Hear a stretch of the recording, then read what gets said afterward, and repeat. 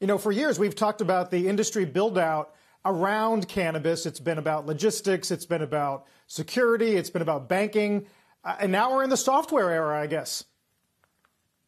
Yeah, you know, I think one of the things that's been really interesting about cannabis is you have this highly complex regulatory landscape. Every state, every province has different laws, different regs, and overwhelmingly these regs are being pushed down onto your front office workers. And so what we've done here, in addition to sort of the marketplace, which we're well known for, is we've built out this WM business. So essentially an operating system for cannabis retailers and brands where we're building compliance by design into it. Helps these businesses survive and grow, but also it gives us the requisite data that we need to make the marketplace actually convertible and transactable for consumers. That's fascinating. As far as the core industry goes, I wonder whether you found this House vote on the MORE Act significant in any way, given what some believe to be a dead end in the Senate, or is that just one more example of 2 steps forward, 1 step back? Well, I think actually the most exciting thing was this was the most momentous election we've ever seen for cannabis, and this impacts a lot sort of our plans and sort of what we see as the forward trajectory.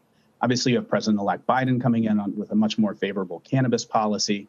You had 6 ballot initiatives in 5 states for cannabis legalization, all of them overwhelmingly passed. And also a number of these states that were already open have had retail densities that are far too low to support a thriving legal market. And what we saw was a bunch of local jurisdictions move forward with saying, we're going to issue a bunch more licenses. So we expect to see the trajectory increase going forward. I think the House vote on the MORE Act, I think is symbolically indicative of where we're going. And even while it won't pass now, I think what you're seeing is really this acceleration coming out of this last election. Chris, it's David Faber. I'm struggling a bit to fully understand your business. So just explain to me, are you making money from the merchants, from the consumer side? You describe yourself as providing cannabis users with the discovery journey they seek. What does that mean? Yeah, so our WMH is really comprised of 2 parts. On one part, it's WeedMaps. So this is the largest proprietary marketplace for cannabis that's out there. We take over 10 million monthly active users.